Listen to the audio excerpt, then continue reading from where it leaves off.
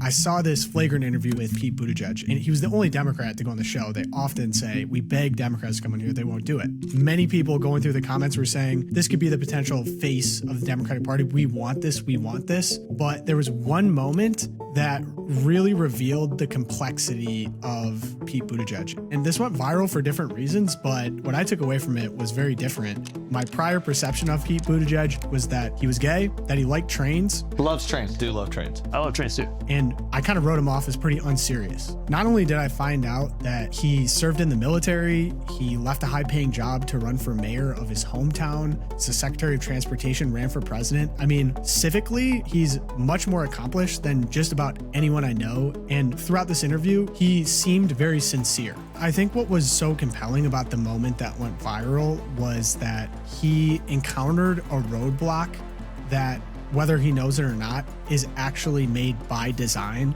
of the ideology that he follows. People picked up on the fact that he fumbled over saying like, oh, there's a discount on black children, but it's deeper than that. I could just see him in pain, just wrestling with hard truths, basically.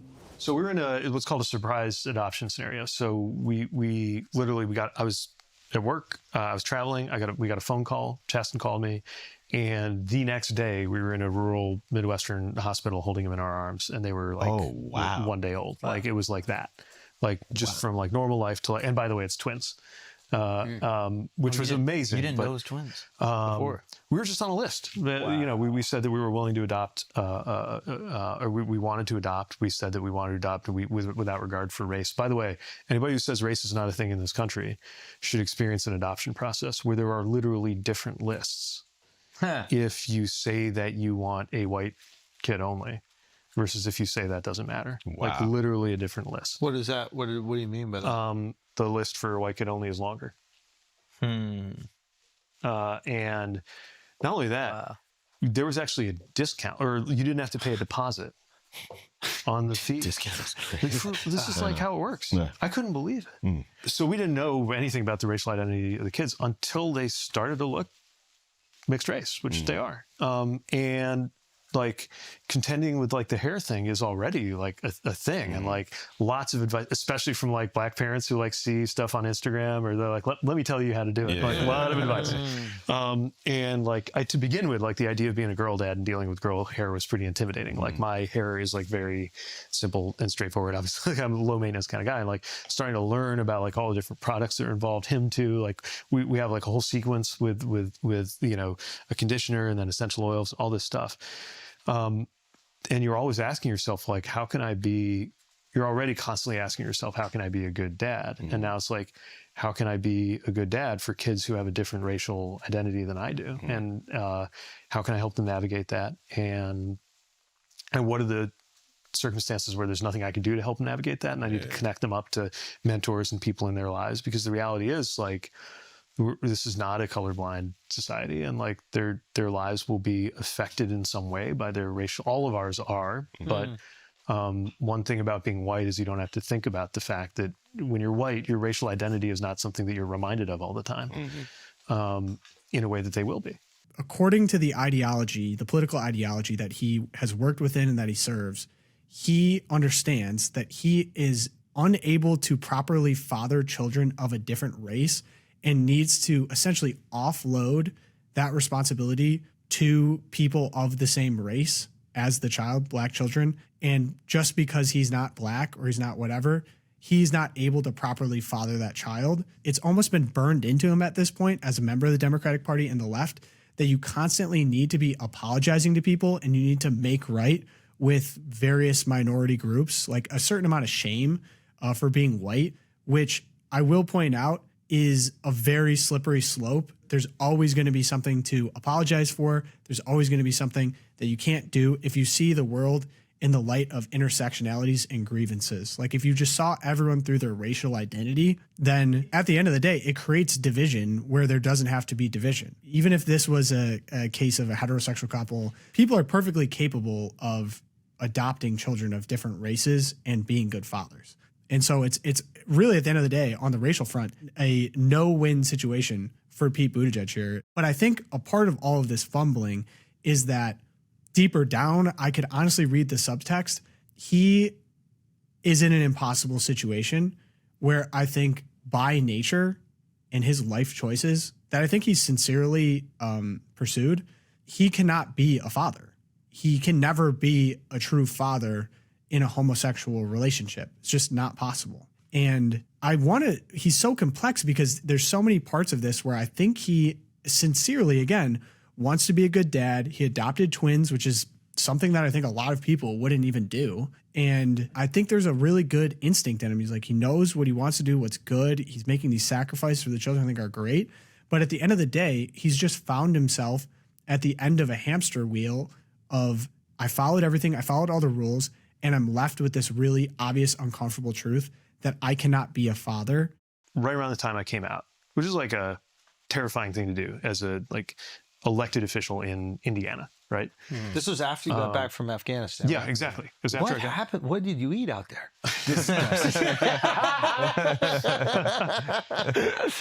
No, honestly, what happened was, when you get deployed, they tell you to write a letter. And I still have it in a drawer somewhere. And it's the letter, it just says just in case on the outside. Wow. And it's everything that you want your loved ones to know, from your internet passwords to how you feel your life went, right? Everybody should do this, by the way. You shouldn't have to wait to be sent to war to do this. Yeah.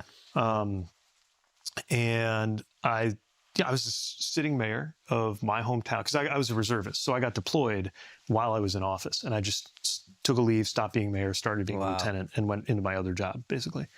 So I was the sitting mayor of my hometown. I had a beautiful house. I had good friends. I had a good life. And that was part of what I wrote about in that letter. But in the back of my head, I'm thinking, all right, but I'm a grown-ass man in a position of responsibility. And I don't actually know what it's like to be in love. And if I get back, I'm not going to let that continue. Whatever the implications, I'd rather deal with that than once again contemplate the idea that I could go to my grave not knowing what it's like to be in love. So then, it was awkward timing because it's actually the middle of a re-election. But I took some time. I took months to think through, okay, how do I do this? How do I say this? What is that? And then one day I did it. I wrote a little op-ed in the local paper. I said, I don't think this should be anybody's business, but I know it's a thing. Here's something you should know about me. And it was fine. I mean, it wasn't fine. There were, people upset. There was some ugliness around it, but nothing ever happened that made me regret that I did it. Anyway, I met him, fall in love, start dating, and this I run into this woman I know, I think in the lobby of the county city building. I'm walking into work. I know she's a little more conservative. And she comes up and she says, I ran into your friend and he's wonderful. Oh. And it was one of those moments, right, where I think it was very important that the thing to recognize is for her, she was signaling something pretty big for her. Yeah. I don't know exactly, but I can guess how she thought about and talked about gay people probably all her life. But she knew me, she met him, he's wonderful. Right. Versus if I treated her to a lecture on the difference between a friend and a partner, right? That would have pushed her right back into the arms of these people who don't want anything good for me. So what I take from that is this broader process that needs to go on, where we find people, and as passionate as we are and as right as I believe we are about the big things, even though I'm open to the fact that we may not be right about everything, we're not telling people that they are bigoted or racist or whatever, because they don't already start out in the same place that we are. Right? There has to be that process of kind of inviting people to look at things the way we look at things, versus commanding them to. And I think that is something that in the culture of my party has been especially challenging in the last 10 or 20 years. Part of what intrigues me so much about Pete Buttigieg is he gets the problem of the modern day Democratic Party. So I could very well see him leaving. He's already signaled a little bit. I think in the past couple of months, he's already made some statements I was put through these insane Portlandia style DEI trainings. What's the point of diversity? Diversity should include people that disagree with me. This is such an interesting and complex situation with Pete because I really admire the fact that he served in the military and he sincerely looked at his life and his soul and he said, I don't know love. And that's really painful to me. The reason why I find Pete so compelling is he has so many natural virtues. He's just he's fallen into the wrong hands, the wrong ideology that has led to him to a situation that is unsustainable and that is unsatisfying.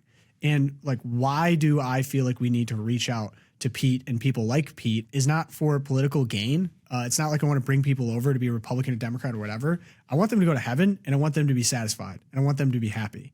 And I truly believe the properly understood sexuality and anthropology of human beings is man and woman complementary that are engaged in a life-giving and procreative and unitive union that can produce children that will eventually lead that family to heaven. Any deviation from that understanding will not lead you to ultimate happiness and won't lead you to satisfaction. I think people like Pete, and there's going to be many of them that have just gone down roads, no matter how well-intentioned, that don't lead to satisfaction and that need people that are compassionate and generous and actually care for them, and to not meet them with a lecture about how, you know, adopting kids as a gay couple is the worst thing ever and you're going to go to hell and that your life is so screwed up. It's the same thing with people that have made transgender decisions, et cetera, et cetera. They need to be met with compassion and be given the grace that he actually offered to the other side here, because I see many very well-intentioned Catholics and myself, the temptation is to just jump on them, to remind them of their sin. And honestly, it's advice that Jesus gives us, and he does many times in the Gospels, to just go to Mary Magdalene at the well, to meet people where they are, and then offer them a new way forward through himself. And if we really are serious about what we believe we have this way forward. So using this technique, I think, ironically, he's using it for the wrong direction. I think it'd be used to offer people like Pete a lifeline. Especially because like there are a lot of people that I think Democrats are understood to care about. Like Yes. low-income people, black and brown people are like disproportionately caught up in the economic pain when something like this happens. And so I do think my party needs to do a much better job, especially with the kind of finger wagging that you're talking about. I think we are like very prone to that. And I've seen it happen on any side. I think a lot of people, you get this sense of like moral conviction and you're so sure of it that you start to think it makes it okay to be an asshole because because you're deep down, like the thing, and this is like far right and far left movements through the ages. But I think it's definitely true of far right and far left in the US right now. You just think like you can treat people however you want. You say whatever you want about them because like They're evil. they're evil. And if they win, all is lost. Yeah. And their pain And- becomes intellectualized. Like you'll see like think pieces of like, why does the South love MAGA? Like how can we like why is neo-Nazism on the rise through like a chart? And I feel like it misses the feeling of, you know, low-income people saying like, no, we're in pain. Yeah, and I think pain is a really important place to start because like, if you encounter somebody in pain and you approach that with compassion and you actually listen, that's a very different place to come from than like either how can I use this or how am I going to judge the choices that this person made while in pain. Yeah, especially if they have developed very understandably a distrust of everybody. Yeah. Right. This is what kind of makes the complex figure of Pete Buttigieg is I think he's very intuitive and smart in that he clearly during this interview is not the traditional Democrat of the Democratic Party of 2025 in that he didn't do the finger wagging and saying, oh, actually, the economy's good. Actually, you know, your condition, you're in pain. Oh, actually, you're wrong. You shouldn't feel that way. This is my read of this entire situation is that when you make decisions in pain and it doesn't lead you to where you want to go, the end of that road leaves you in a situation where you feel betrayed and that you don't trust anyone. And when you encounter people that don't trust anyone in politics or in personal life as well, you need to speak directly to their pain. You need to be listening to what they have to say instead of just providing solutions, because you might have the right solution, but if you didn't meet them in their exact pain and make them feel heard, and then at the end of the day, offer people a new community because they don't trust anyone. And men are social creatures. People that have lived according to this leftist ideology, they find solace and safety in the fact that I'm a liberal or I'm gay. These are my people. This is where I fit into the world. It's such a radical change to how you see yourself fitting into the world around you when you lose your tribe, when you lose your community. That could be any community, any tribe. That's just human nature.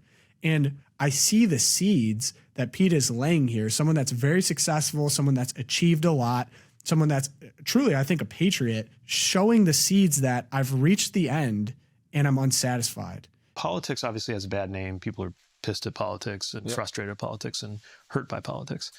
But like, to me, politics is a process of making decisions about how we're going to have laws and rules that all of us have to live by, and how we're going to spend resources that all of us are paying into. And for that to make any sense, there has to be a process of encounter. Like we have to be encountering people who don't think like us and don't view the world the way we do, both in order to actually legitimately become smarter and better and make better choices and have better positions, and just in order to persuade. There's no persuasion now, or I think there's not enough persuasion.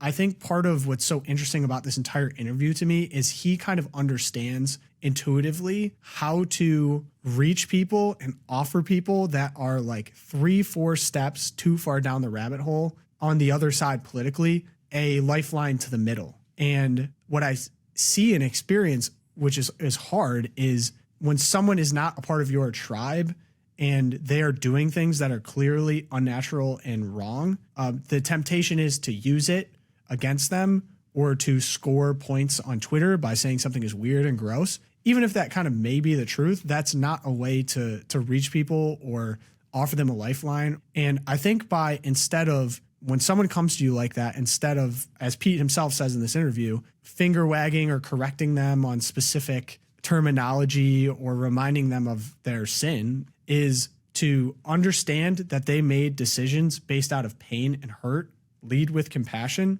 and engage people where they are, because they're not going to start where you started. So I think the best way to put it is Pete is giving fantastic advice to the wrong side. I see Pete Buttigieg as a microcosm of broader secular culture, where you're promised happiness, you're promised fulfillment if you do X, Y, and Z. And ultimately, none of it is fulfilling. And I think there's so many people today that have been harmed similarly, sincerely following what they thought to be good advice at the time, and they get smashed in the face by very obvious, often biological realities that just show to them, my life is unsustainable, and I have no way forward. This is actually a good opportunity for us to learn that we socially and politically are going to encounter people that need the exact treatment that Pete is offering here. Listen to people's pain, lead with compassion, and then offer that new way forward. And no matter what life situation you find yourself in this case, Pete with the surrogacy or the adoption issue or the race issue, it really doesn't matter. Understanding people's pain, truly listening to them, and then offering them a new way forward is, I think, the best way politically to act, but then also personally for what I believe and I hope Pete's ultimate situation. I really admire Pete Buttigieg way more than I thought that I did. I'm praying for Pete Buttigieg. I actually really would love to see a conversion from Pete Buttigieg. I think he actually has the potential to leave leftism at some point, to leave the left, the current apparatus, and actually become a very productive, patriotic American. And this isn't a problem exclusively on the left. There are people in the right that live in very bizarre, unnatural arrangements as well. This is not exclusive a left-wing, right-wing problem. It honestly goes deeper than politics. I'm singling out Pete here because I find him so compelling. And in some ways, he's a lot more interesting and he has a lot more like virtue in him, I think, than most politicians on the left and the right.